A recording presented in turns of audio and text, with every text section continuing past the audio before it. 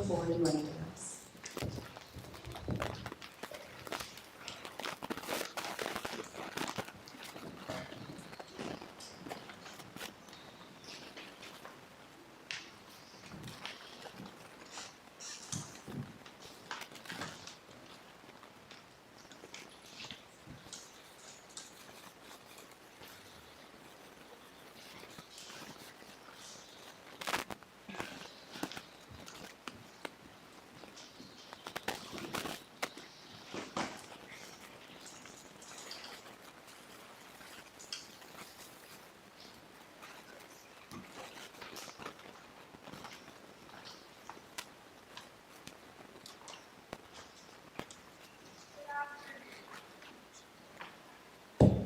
Good afternoon.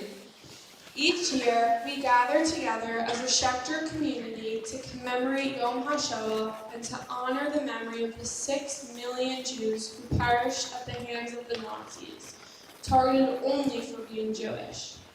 Sadly, each year, we have fewer and fewer Holocaust survivors to share their stories with us. We must make it our responsibility to ensure that their stories live on, that the horrors endured by our families. Before being rescued by Oscar Schindler, I've been told that as the movie Schindler's List was being produced, he was offered to share his story, but he declined as it was just too difficult for him to relive the traumas. I was not lucky enough to meet my great-grandparents, but participating in Yom Hashoah programming has afforded me the opportunity to connect with other survivors. I'm so grateful to the survivors who have participated in this program, giving me and other students the opportunity to bear witness to their stories. Since October 7th, we are living in times that only survivors recognize. Our generation is shocked to see the news each day on the rise of blatant anti-Semitism. Now, more than 80 years later, we are seeing unsettling echoes of the 1930s in Europe and anti-Semitism resurfacing on our streets, campuses, and through social media.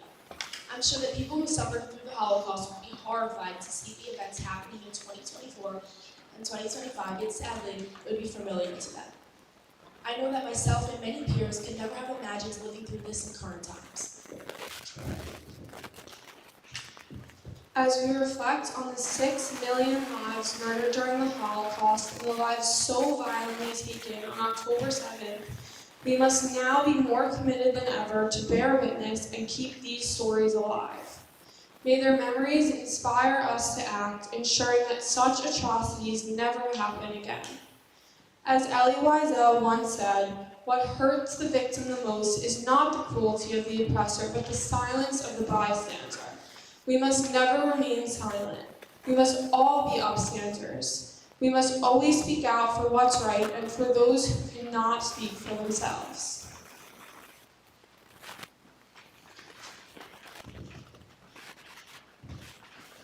At Auschwitz, Jews came face to face with absolute evil. They were and still are singled out by it, but in the midst of it, they hear an absolute commandment. Jews are forbidden to grant posthumous victories to Hitler. They are commanded to survive as Jews, lest the Jewish people perish. They are commanded to remember the victims of Auschwitz, lest their memory perish.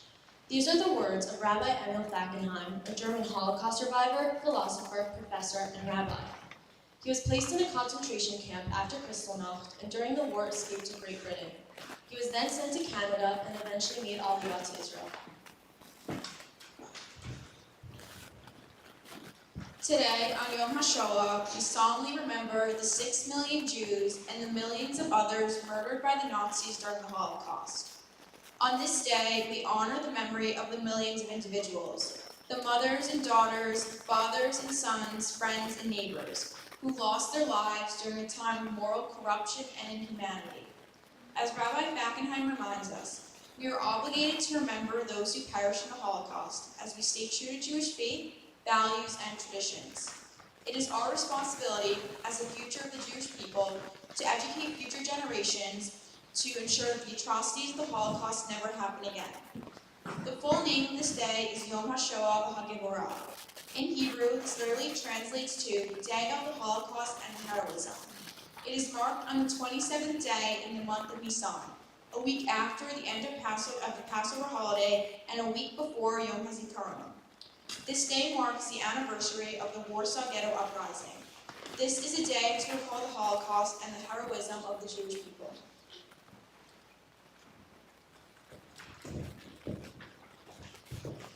To commemorate Yom Hashoah, Israel sounds a loud siren throughout the entire nation, piercing the souls of everyone listening. We will now participate in that ritual. Ask everyone to rise and stand silently. Let the sound of the siren fill your ears and open your eyes to the suffering of those who endured the Holocaust.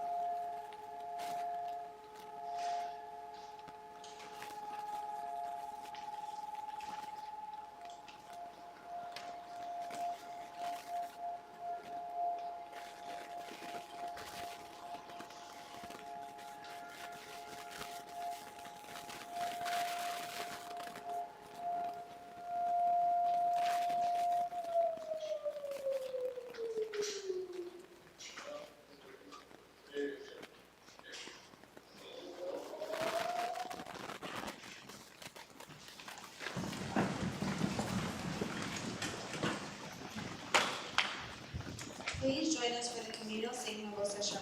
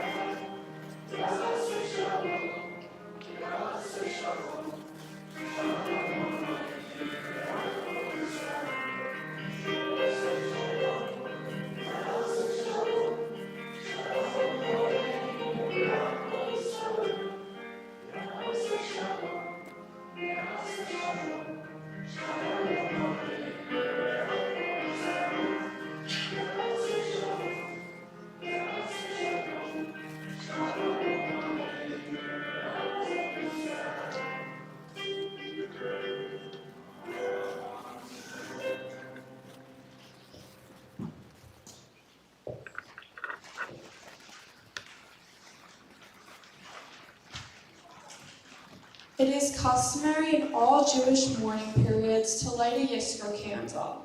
Today, we will light 6 Yizkor candles to commemorate the 6 million lives that were lost in the Holocaust. Before each candle is lit, a representative will read the words of a survivor, describing his or her experience. Please let the light of the candles illuminate the lives that perished during the Holocaust.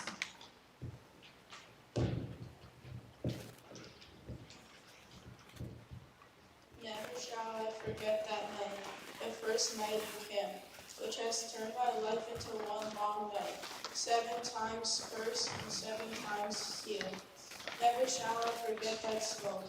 Never shall I forget the little faces of the children, whose bodies I saw turned into wreaths of smoke beneath a silent blue sky. Ali Wiesel.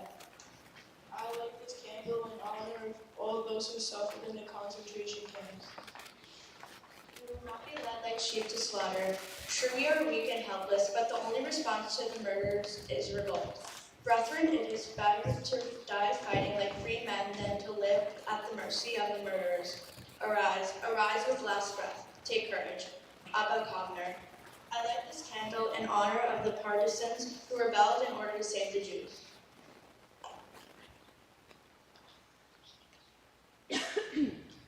There's a Polish saying that fear has big eyes, but I think that hunger has the biggest eyes, like the ones I remember encountering as soon as I entered the camp. Eyes that made a lasting impression on my memory. Pretty soon, I must have had eyes like that myself, when I felt that my eye sockets were expanding and my sight was starting to shrink more and more every time I received an order from my shrinking stomach and intestines. Rodrigo Acosta Stanishevska.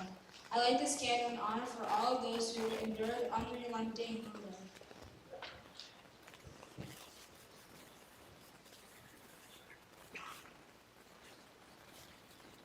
The change came quickly. The electricity was cut off and there was a piercing darkness. Food became scarce and hunger started to become prevalent. The ghetto quickly became overcrowded.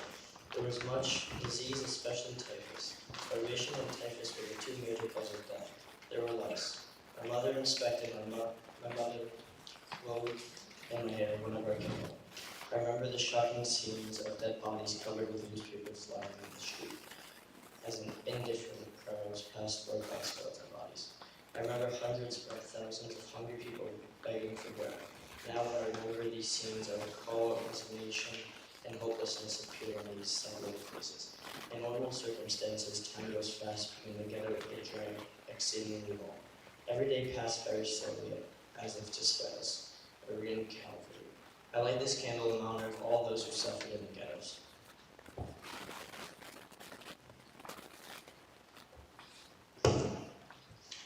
We said goodbye to Grandma. It was a long, emotional, tearful parting. How could we ever thank this extraordinary woman enough? How could we repay her for her generosity and courage? Gerda had risked her life for us. She had made arrangements with the underground in Amsterdam to take us across the Belgian border.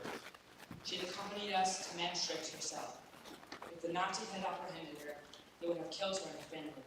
We did not want to let her go, but after yet another embrace, Gerda finally tore herself away and headed back into the railroad station, wiping her teary eyes to wait for the next train back to Amsterdam. As I watched her leave, I realized that our lives were never going to be the same. We had crossed a line and could no longer turn back. We were committed. Our journey to freedom had begun. Peter Constant. I light this candle in honor of all those who hid in silence and the righteous among the nations who helped them. Upon entering Auschwitz, we were tattooed with numbers on our arms, which from that moment forward was our only identification. Something which to this day, for those who managed to survive, remind us every day of the horror which we had to pass through, while the world unfortunately was deaf to our cries. Jacob Lane Kidney. I light this candle in honor of the survivors who suffer from their memories of the Holocaust.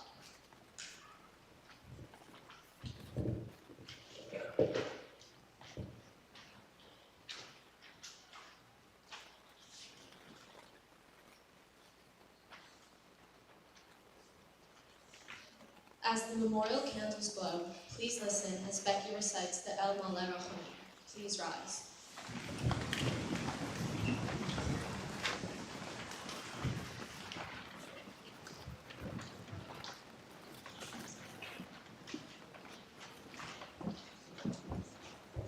El Maleh Rachamim, Sholem Baromim, Hamsei Menucha Nekona, Al Kanfei Hashkina, B'ma'alot Kedoshim U'Tehorim, Kezohar Harakiam Nashirim, Et Kol HaNeshamot Shel Sheshet Milyonei HaYehudim, Chalelei HaShoah באירופה, שנהרגו ושנשחטו ושנשרפו ושנספו על קידוש השם. בידי המרצחים הגרמנים הנאצים ועוזריהם משאר העמים. לכן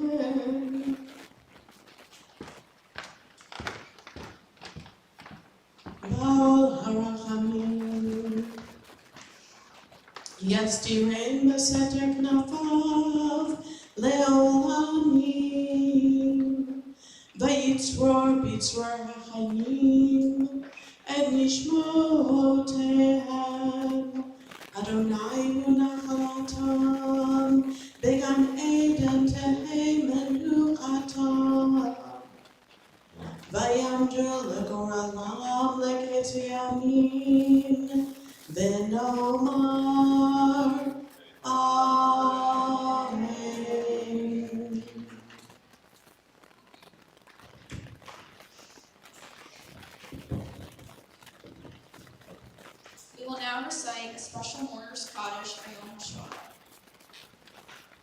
Bikara, Auschwitz, Bikara, Lodz, Shmerama, Ponor, Belmadi Racher Ter, Babi Yar, Belmlich Machuter, Maidanek, Bechayachon Yom Echon, Birkenau, Ubechad Chobe Israel, Kobno, Hagalag Zman Kari, Janaska, Israel, Amen.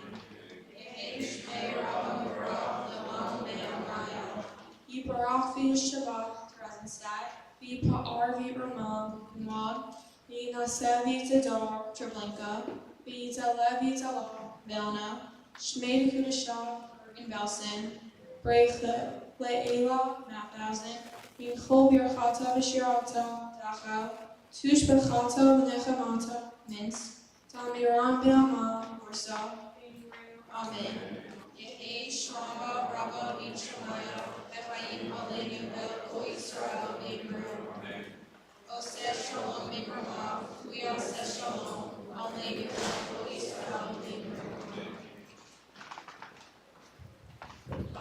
We invite up the choir to hear the words of Hans Senech, Hungarian resistance fighter, who reflects on the beauty of the world amidst all its hurt, a lesson in honoring those we have lost and the importance of perseverance and hope.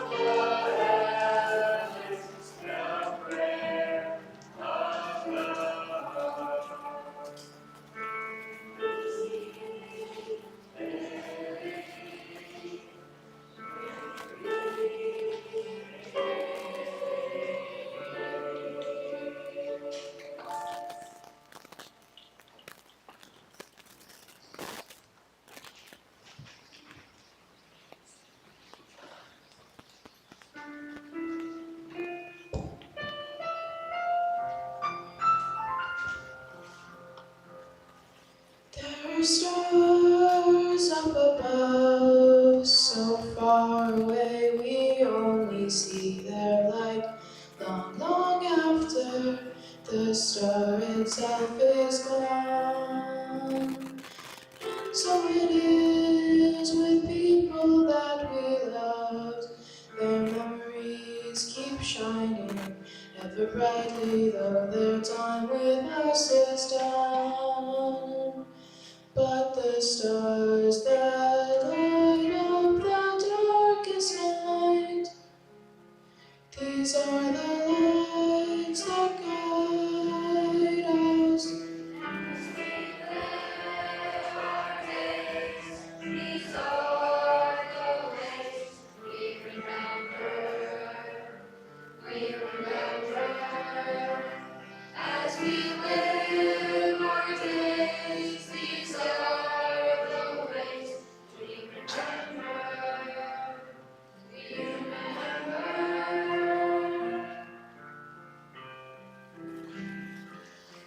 יש כוכבים שהעולם מגיע ארצה, רק כאשר הם עצמם עבדו בעינם. יש אנשים שזיו זכרם מאיר, כאשר הם עצמם אינם עוד בתוכנו. אורות לילה המבטיחים וחשכת הלילה, הם שמרים לאדם את הדרך, את הדרך. הם שמרים לאדם את הדרך, את הדרך. As we live our days, these are the ways we remember, we remember.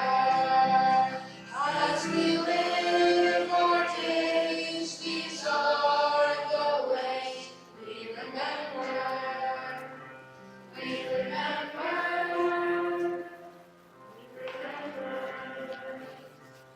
we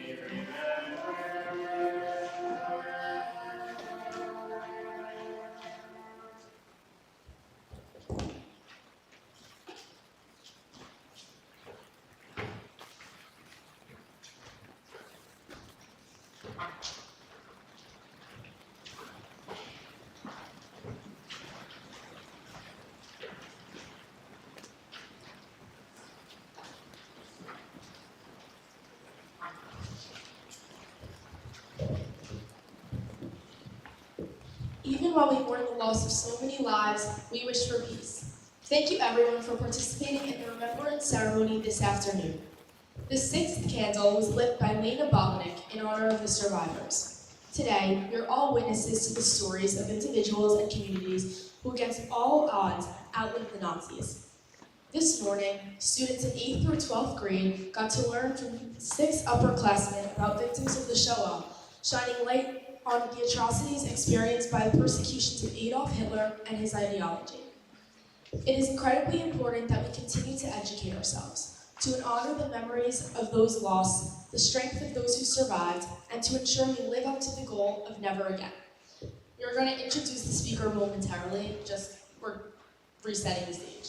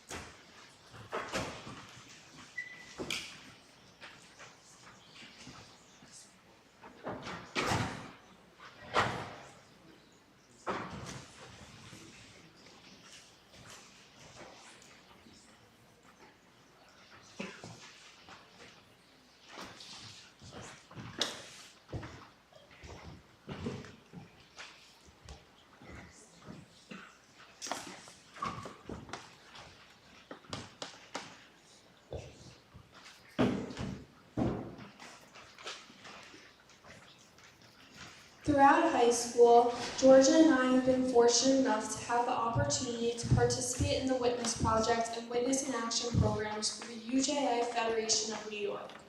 The Witness Project is a program that introduces high school students to Holocaust survivors. The students are paired with survivors and work together over the course of the school year to learn about the stories and explain many related issues. The idea of the program is to build relationships and new witnesses. After listening to the meaningful stories of the survivors, we are able to tell their stories for them in order to keep their legacies alive. During the Witness in Action program, students share stories and use what they learned in the Witness Project to advocate for the Jewish people. Throughout our time participating in Witness in Action, we had the great opportunity of hearing many different stories from Holocaust survivors, IDF soldiers, Nova survivors, and many other advocates for the Jewish people. As each year passes, we have fewer survivors to share their stories. Now, more than ever, it is our time to amplify our voices in the world. We are honored to be here today to introduce you all to survivor Rachel Epstein, who will share her story with us.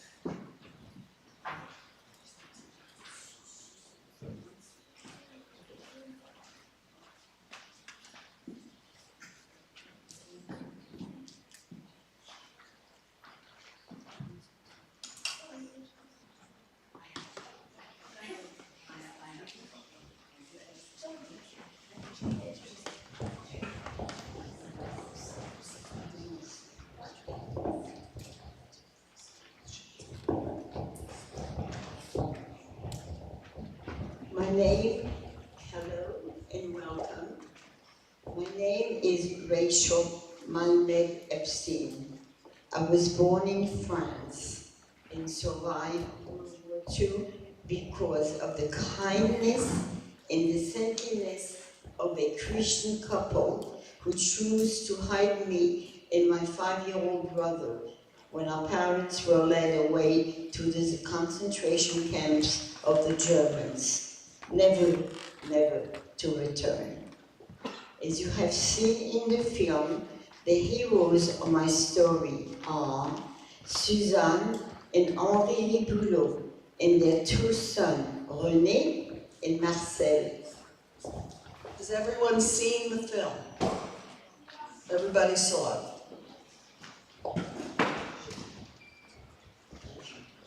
The Riboulots were neighbors in the apartment building where we lived at 17 Rue Saint-Fiacre in Compiègne, France, 1 hour north of Paris. The film did not really go into this, but my story began before the war, when my parents immigrated to the safety of France from Poland in 1929 because they saw no future for a Jewish family in Poland. They found a good life for themselves in Compiègne, France, a town of nearly 20,000 people. 350 families were Jewish. They had 2 children. I was born in 1932 and my brother in 1937.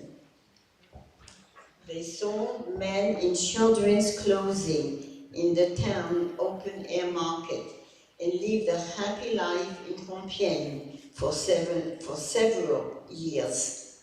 But in 1939, when I was 7 years old, everything changed. The German bombing began heavily in northern France, aiming at Compiègne specifically.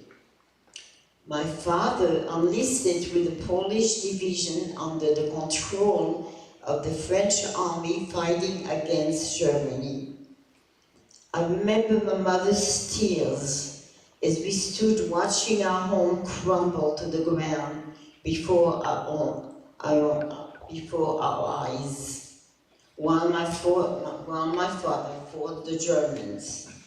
I recall my mother frantically pushing my brother and me into the car while she took to the wheel without a driver's license, speeding away to the safety of Paris and out to the south. We went to Paris, where we had close friends who installed us in Paris hotel for many months. But in 1940, France had fallen to the Germans, and my father luckily returned to us in Paris. By 1940, much of northern and coastal France was occupied by the Germans, so we began to return to our towns from which we fled. Since our home had been destroyed, the local government placed us in apartments that were vacated by others who had fled also. We lived in an abandoned apartment for a year, and when the occupant returned, we had to relocate again. This time, we found our own apartment located on the top floor of a 3-story building at 17 rue Saint-Fiacre.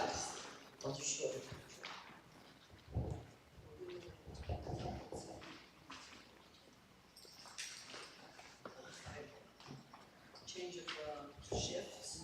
Shift change. The apartment used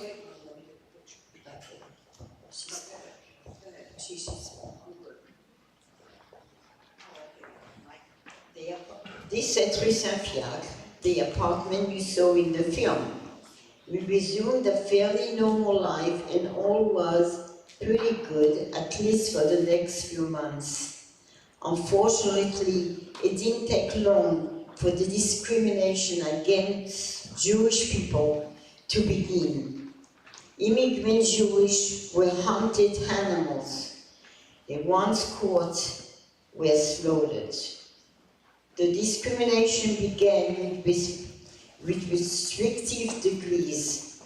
We had to wear the yellow Jewish star. Armband identify us as Jews. Then my father was no longer allowed to own a business. We could no longer eat in a public place or go to a movie theater.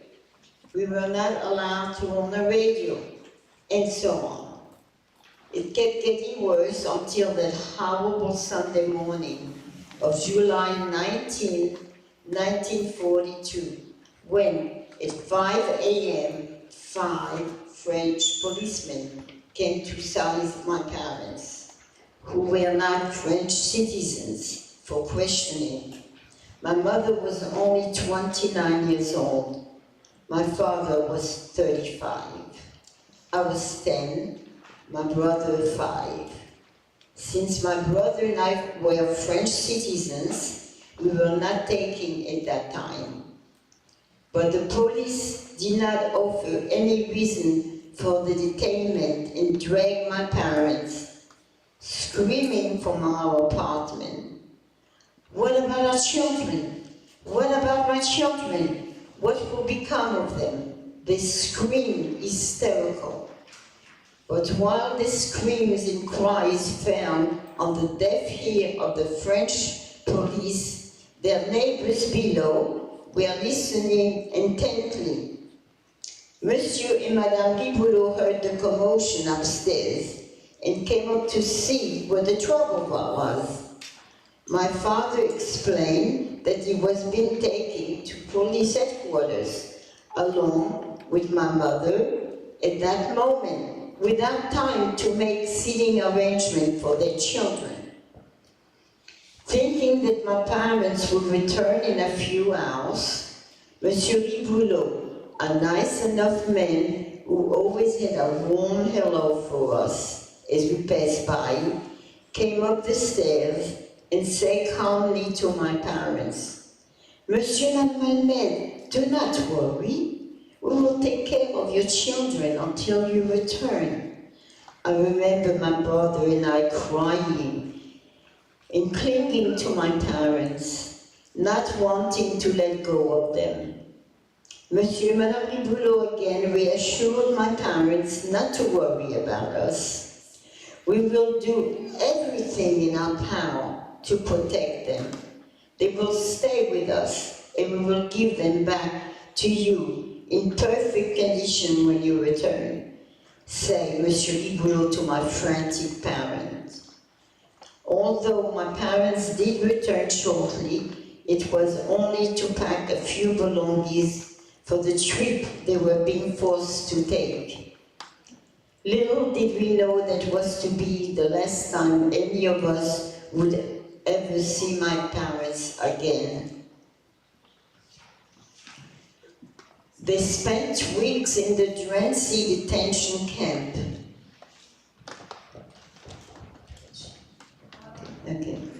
Before sent to Auschwitz, where they perished. And so began our new lives as Jewish children, being eaten by a Christian family who put their lives on the line every day for the next 3 years.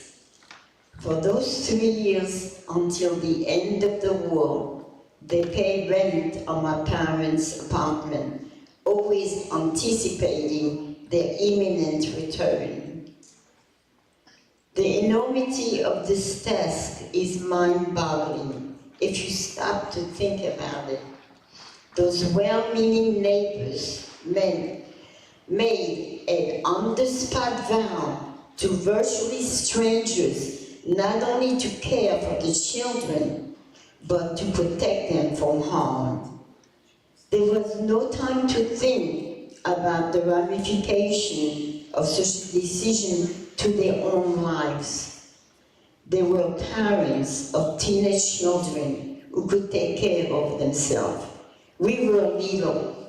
Work shift had to be scheduled so that one adult would always be there for my 5-year-old brother. Tante Suzanne, after a while,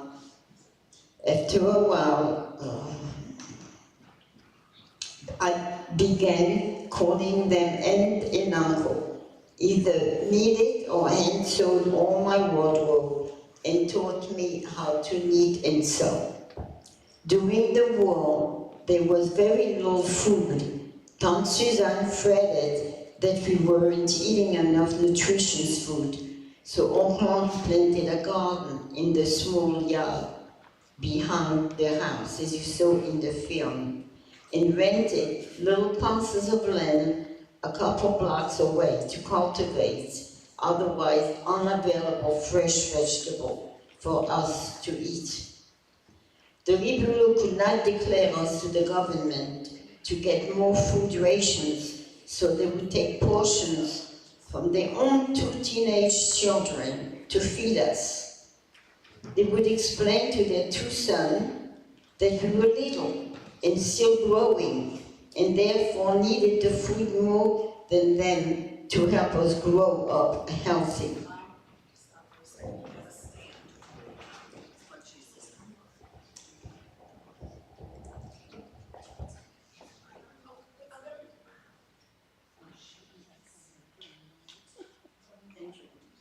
Thank you.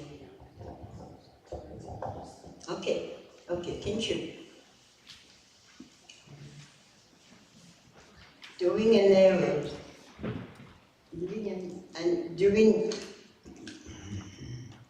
an era of deadly repression under a monstrous regime, Monsieur and Madame Riboulot never hid the fact that they were sheltering Jewish children, while they were the large reward for such information.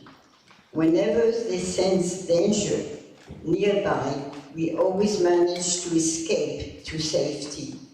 I can widely recall the time you saw in the film on January 13, 1944, when we had a few moments to elude the German who had been tipped off to our existence and were on their way to our home in the dreaded black truck.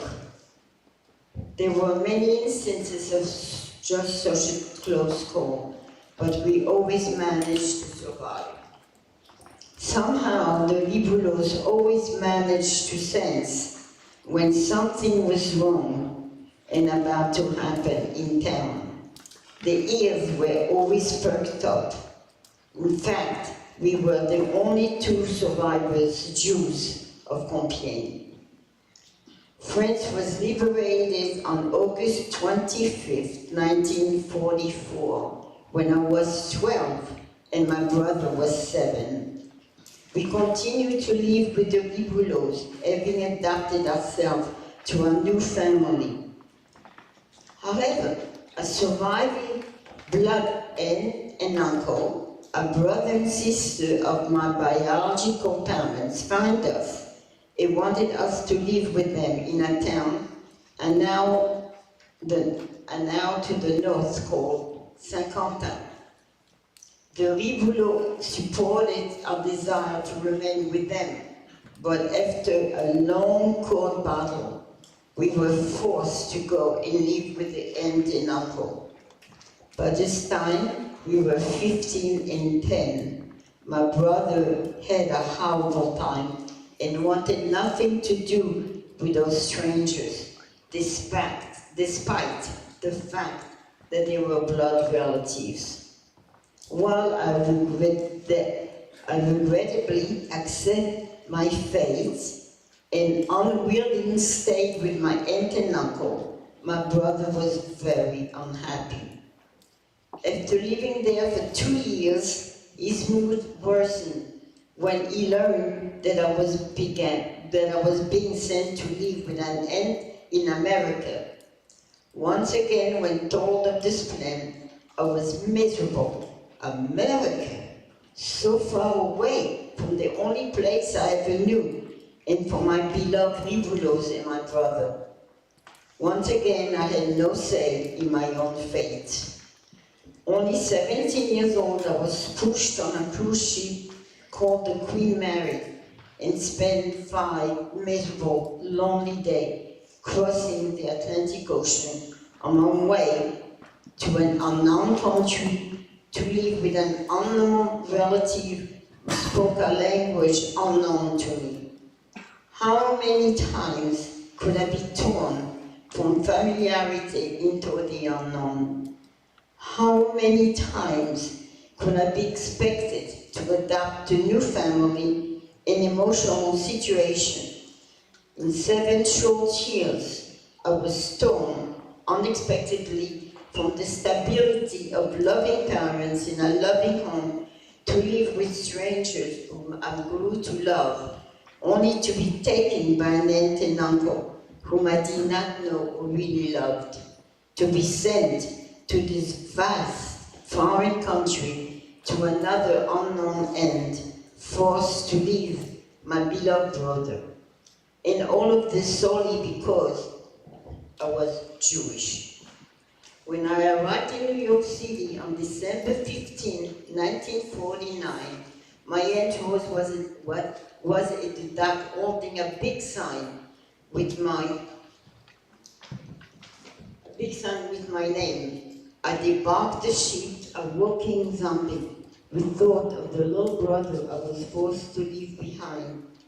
I was brought to an apartment in Brooklyn, where she had 3 children while trying very hard to make me happy. My misery and loneliness in this new land continued, although I was able to communicate with my aunt in Yiddish, a language I remembered my parents speaking, and the language spoken by my blood aunt and that I lived with after the war. my life was to change. The day a friend of my cousin Irving stopped him, although I did not know it at that moment.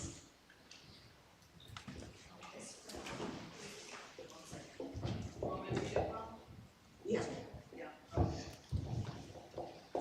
Here's my mom. My dad just passed a couple of months ago. This is the first time she's speaking without him, so this is a hard paragraph for her. My life was to change the day a friend of my cousin, Irving, stopped in. Although I didn't know it at the moment, his friend Izzy came over to meet the new cousin. He must have felt sorry for me because he kept on coming over, trying to be nice to me. He also spoke Yiddish, so we could communicate, and he started teaching me English, word by word. He also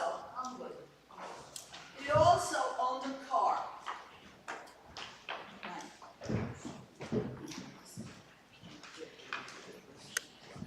You love Micah? He's the best. He also owned a car, a 1931 Model A Ford, so he started taking me for drives. I started to feel much better and fell in love with this young man. I had that there. What? Take from here? Yeah. Okay. Take it. I started to feel much better and fell in love with this young man I had barely paid attention to months before. We married 1 year later, and here we are, 70 years, 2 daughters, 4 grandchildren, and 1 great-grandson later. My husband Izzy was able to show me how being Jewish is special. I learned to follow the beautiful tradition of Jewish holidays from his family. I learned to keep the law of kashrus, but most importantly, my heart embraced being Jewish, the same heart that cursed my Jewishness a short time below. As for my brother, he managed to move back to the Ribulos when he was 14. He married in France. I never lost touch with him, nor my adopted family. We always corresponded through the mail. And in 1963, 13 years after I had last seen him, my husband and I went back to France for a glorious visit and a joyous reunion.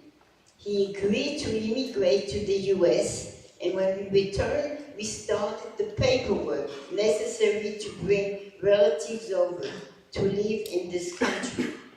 7 months later, in February 1964, my brother, his wife, and baby son came to America. They were to have another daughter here. He now lives in California with his second wife and is a grandfather of 3 and a great-grandpapa of 1. We see each other throughout the year and have visited friends regularly. No, we did not forget our Savior, as many had predicted to the Ribulo. We always kept very close contact to our French family. My daughters both visited their adopted French family when they were 16. My older daughter, Anita, learned to speak French and is still very close with her Hebrew cousins, speaking with them regularly. Her 2 sons, my grandsons, are also in contact with their Hebrew cousins, making them 3rd generation to continue the connection. Ribulo descendants came to happy events and parties we hosted here in the US, and we go to theirs in France, as you saw us at Tante Suzanne's 90th birthday party in the film, which we sponsored for her. Uncle Henri passed away in 1989 at the age of 84, and Tante Suzanne passed away in 2003 at the age of 98. Although she was old and frail and couldn't recall details of her life anymore, we visited her and cherished her. The reason I tell my story is to keep them alive. I want the world to know that sometimes it is evil that provides the breeding ground for goodness and kindness. This is evident when visiting the avenue of the righteous at Yad Vashem, Jerusalem, Holocaust Memorial Museum. In 1979, we had the Ribulo bestowed with Israel's highest honors at Yad Vashem. They were awarded a silver medal given to them by the Israeli ambassador to France in Paris and received a certificate in Jerusalem when they had a tree planted on the Avenue of the Righteous alongside the tree. And such a server is Oscar Schindler. If you ever are in Jerusalem at Yad Vashem, I urge you to seek out our tree. It is right near the train car coming out of the mountain. The tree has a plaque beneath it identifying Henri and Suzanne Riboulot of France. Visit it and say a prayer of thanks for those saints who will live eternally through the life of this tree. In addition, you ever find yourself visiting the National Holocaust Museum in Washington, D.C., you will notice a wall of remembrance at the end of the exhibit, listing the name of the righteous Gentiles country by country. Look for friends, and you will see the names of my beloved adopted parents, Monsieur and Madame Henri Riboulot, and you will know the story behind their name. Their names are also inscribed on the outer wall leading up to the Holocaust Museum in Paris. And in January 2008, we were present in Compiègne as the town dedicated the Holocaust Museum on the grounds of the detention camp just next to Compiègne that you saw in the film. My brother and I gave a presentation as the only surviving Jews of Compiègne to over 500 people. 40 of which were Malmets, along with Ribelot's grandchildren and great-grandchildren, an experience I will treasure forever. In 2009, while walking through the street of Compiègne, my husband had the idea of a street named Compiègne in honor of Suzanne and Henri Riboulot. Upon hearing the suggestion, the mayor agreed it was a wonderful idea. It took a year to accomplish, and a street bearing their names, Allée Henri et Suzanne Riboulot, opened to traffic in Compiègne in 2010. And in 2011, the home at 17 Rue Saint-Pierre was declared an historic site with a plaque permanently affixed to the front of the structure for all passersby to see for the rest of time, or at least as long as the building remains standing. It has been very, very difficult for me to discuss my childhood for all those years, because the memories of the Holocaust hurt my heart.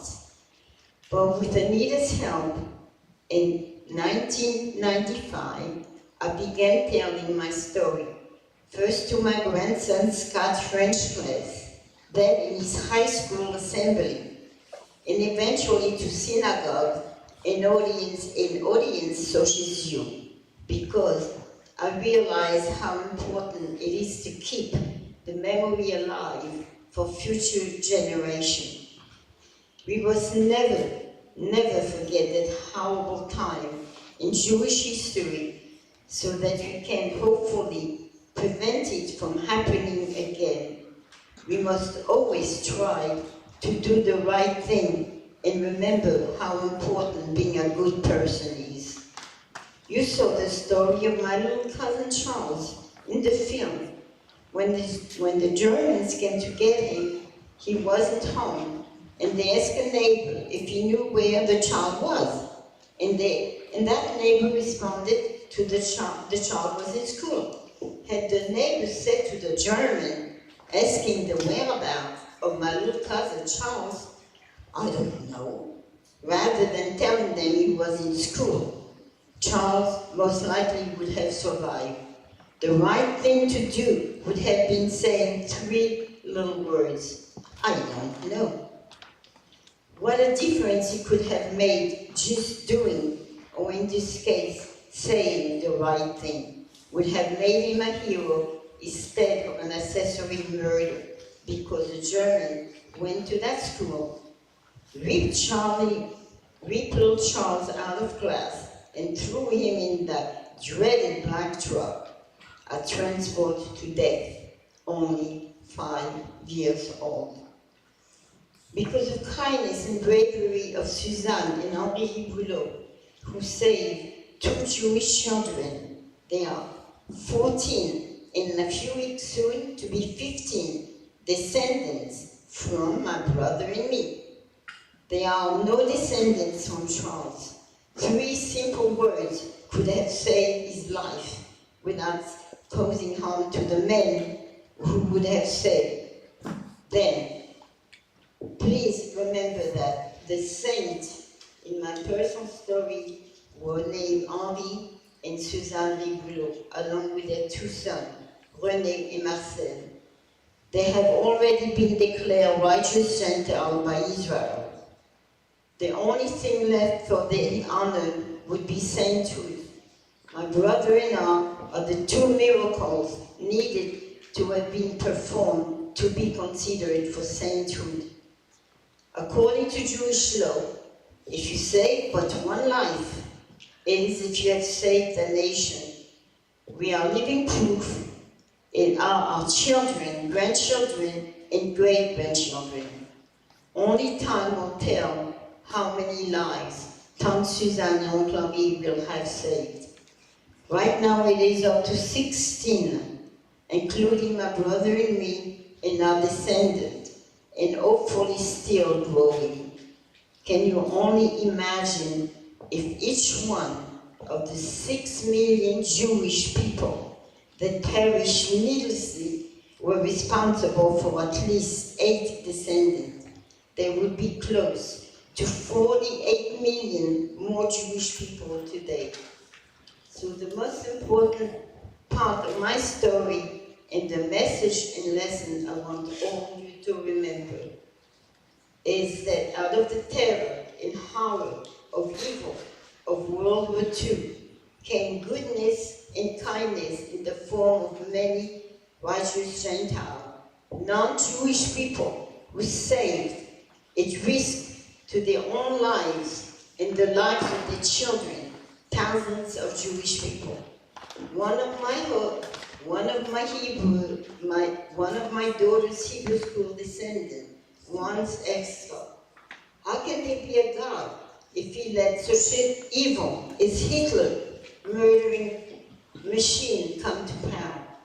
Her answer was simple.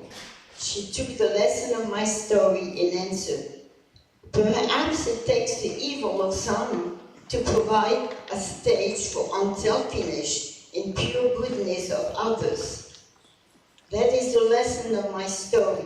Every day, working people were thrust into a split-second life or death decision, which they did not seek nor ask for, and made an instant choice to do the noblest of God's work, the highest form of acts of random kindness, and saved the lives of me and my brother, the only 2 Jewish persons out of 350 Jewish families in Compiègne to survive. My father and mother perished in Auschwitz, but my brother and I survived. I thank you for listening and for your interest. I hope that my story has touched all of your hearts, and that you will always remember it and tell it to others. The great author and survivor Elie Wiesel said, not all victims were Jews, but all Jews were victims. And the wise beyond her years, Anne Frank said, in the long run, the sharpest weapon, the sharpest weapon, the sharpest weapon of all is a kind and gentle spirit. I lost close to 30 people in my family to the gas chambers, most of them young. My parents died in Auschwitz. The only crime they were guilty of was being Jewish. But you will never forget the heroism and kind spirits of Henri, Suzanne, Marcel, and René Boulot, and all the other non-Jewish people who protected tirelessly. I said to all of those who predicted our abandonment of our saviors, no, we have not forgotten. Thank you so much for listening and for the privilege of having your interest, attention, and time. Thank you so much.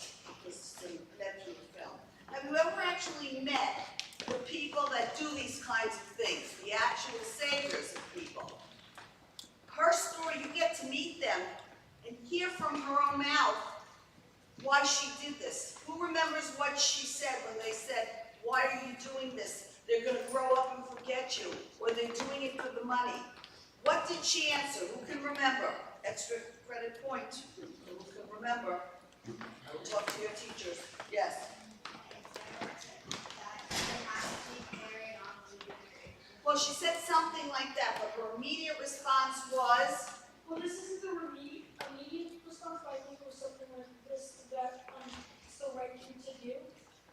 I did it because it was the right thing to do.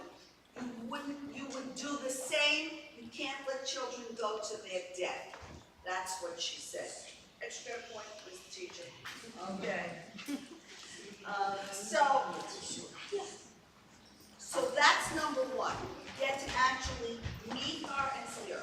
You get to see her cry for the first time ever when Mom thanked her for her life, my life, her children's life. All right.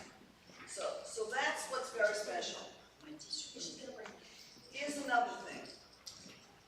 Remember she said she didn't like being Jewish? Why would she like being Jewish? First of all, she wasn't old enough to even know what it was to be Jewish. And all she knew what? What did she connect Jewish with? With being what? What? What? A victim, okay. An outcast. An outcast. What kind of feelings are all of those? Negative feelings. Why would you want to be connected to anything that's negative? All she knows is negative. What was the biggest negative about being Jewish? She lost her who? Everyone. Yes. Okay? So, she's on this ship now. She's 16 years old. Shipped over to America.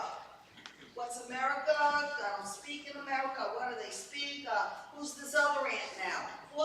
Fourth transition since 10 years old. Crazy. How do you keep switching your life and people that you don't know taking care of you from 10 to 17? So she's 16 years old, she's on this boat, and she had one thing on. What were you wearing, Mom? I was wearing a little bracelet with a little Jewish star hanging. Her aunt put that on her, which we can't find. So. Oh, it doesn't.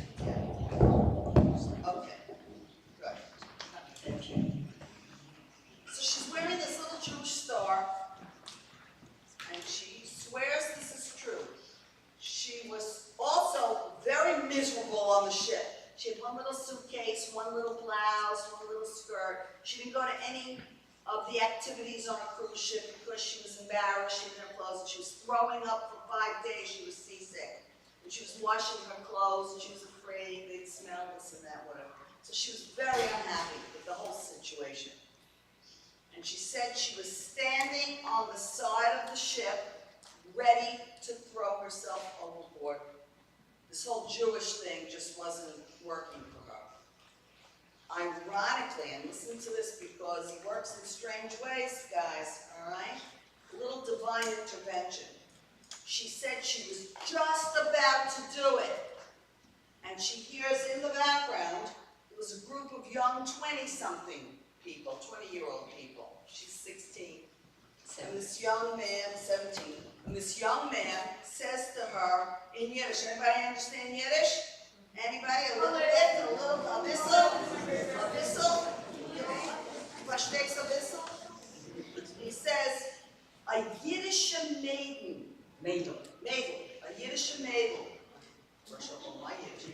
What do you think that means? Because I gave you the answer when I said maiden. A Jewish girl. Okay? A Jewish girl. How did he know? Because he saw the Jewish star hanging. And she turned around and she was crying and he said, you come with us and hang out with us and don't you worry. It was a few more days on the trip. Ironically, what's the irony? You tell me. What's the irony of all this? She was about to jump off right when someone saved her. What saved her? That irony. The Jewish star. She didn't want to be Jewish. She didn't like being Jewish. However, being Jewish ended up saving her life. After everything she went through, she was going to pack it in and jump over. Because she couldn't imagine ever being happy again. Did I get that right, Mom? Yes. Thank you. All right. So, two big morals of this story. It's really a very unique story. So we have questions that people asked. I'm going to ask you questions, okay? What was a challenge you faced in hiding and how did you handle it? Speak. Speak. What difficulties did you find when you were hiding and how did you handle it, not being able to go to school and all that kind of stuff, everything you had to do? She was hidden in the open, by the way. She wasn't in a basement the whole time. She was hidden. Does anybody know what that means, being hidden in the open? Loud, I want to hear you like that. She was physically in the room, she wasn't hiding from them. She was like part of their family, she wasn't hiding. Yes, sir. She was on like the open, and like all like in the physical eye where anyone could see her, and not like in any hiding place like a basement or a plaza or an attic. Like Anne Frank was hidden in that apartment for so long, right? Right. Exactly. So they didn't hide the fact that they were hiding her. She more or less joined their family. Now there were people who knew she was there, and you saw she explained. Whenever somebody would tell on them, they would get somebody else good would tell that they were told on, and they would have time to flee. So when you were there, even though you were hidden in the open, how did you handle all that? Well, I really became numb. I just didn't care. I just didn't care about anything. I was going to school, and I was in a class in France. We had girls and boys were separated. In the girls' school, there was about 30 of us girls. All of a sudden, I became a dirty Jew. Nobody wanted to look at me. Nobody wanted to come near me. Only one girl stood by me. It's only till a couple of years ago that I remained with her, that I remained my friends with her, because she passed away.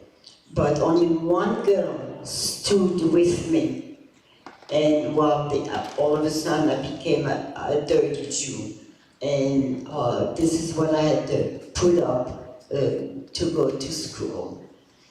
So I didn't even feel like a person. I was just a zombie. I lost my feelings. I didn't care. I just didn't care. Yeah. How did you feel when the Americans came? I think she talked about that in the movie. Did you speak to the soldiers?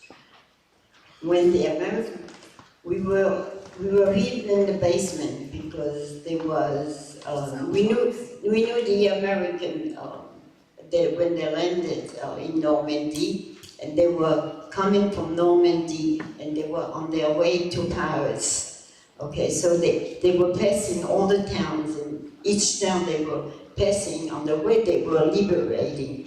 When they came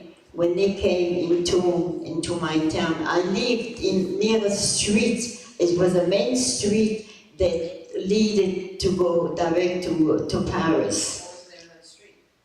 The name of that street was Rue Paris. Yeah, it was named after. So we knew when we got up in the morning, we knew something was different. So one of the sons went out. We were in the basement. We were hiding in the basement for the night. And one of the sons, because the Germans, they were running out. And when the Germans were running out, if you would be in the street and a German would see you, he would shoot you, take out their gun and shoot you.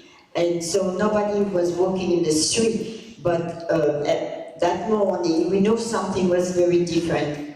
So one of the sons got out of the basement, and the American were coming. So I went out, and the American, and we saw on that street, we saw the trucks, we saw the cannon, we saw the jeep, we saw everything was coming through that jeep.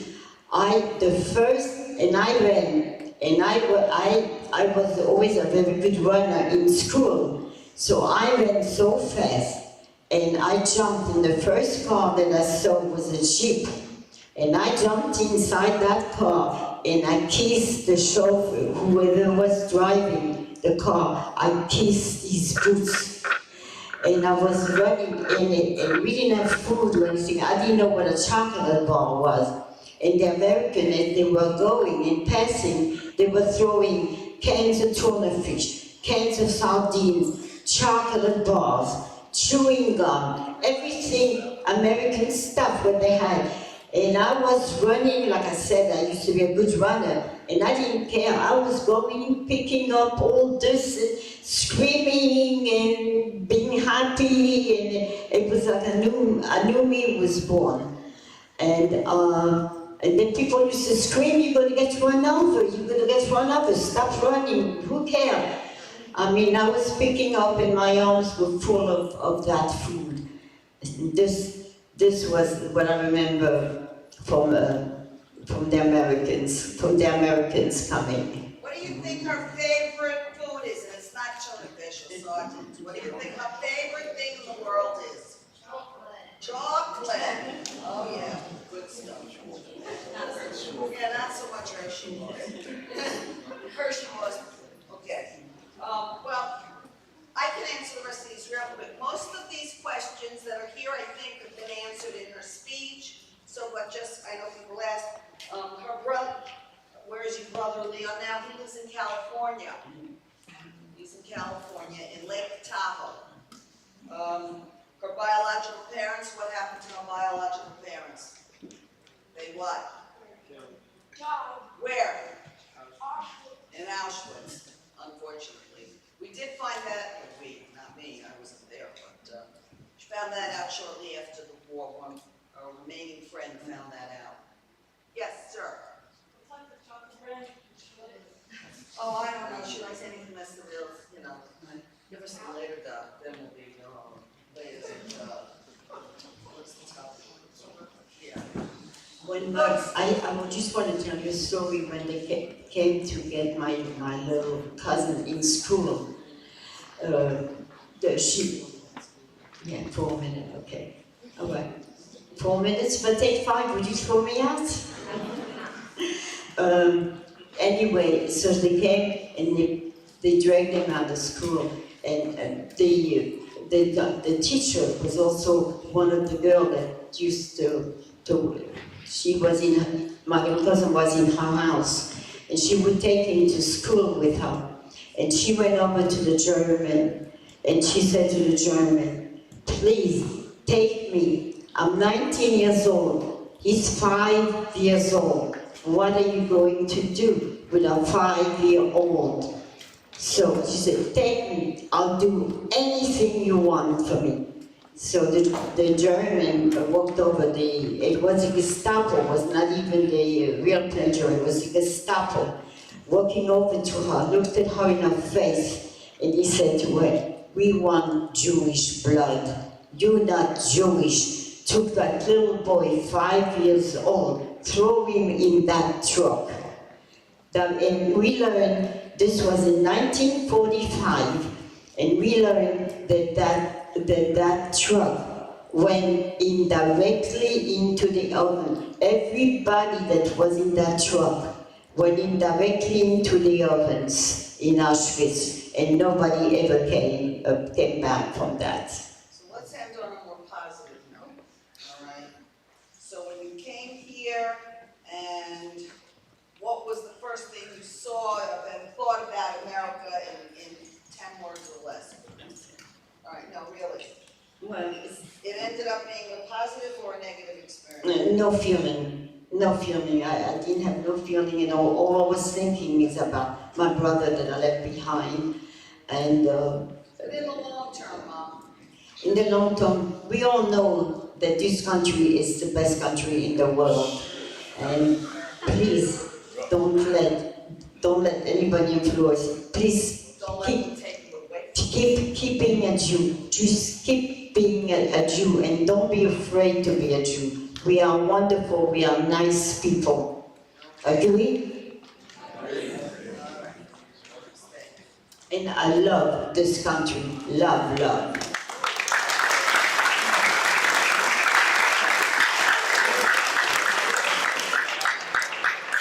And there's a country a little bit that I love a little bit more, but in a different way, is Israel.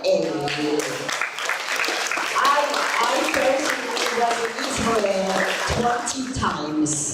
So I love Israel, and I would go to Israel in a moment. I'm not afraid to be there. Don't be afraid to go there. Don't be afraid.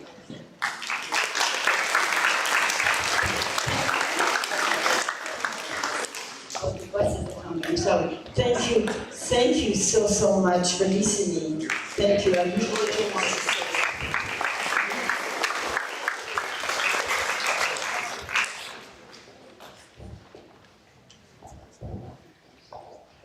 Thank you, Ms. Epstein, for sharing your story with us. We're so grateful to have borne witness to your experiences and hope that you continue to tell it and to our part to fill Emil Fackenheim's words, never to grant Hitler a posthumous victory. The Jewish people continue to be proud and strong and work for justice in our world. With that intention, I'd like to invite you all to join us in singing of Hatifa, as we recite the words of hope that continue to give us strength.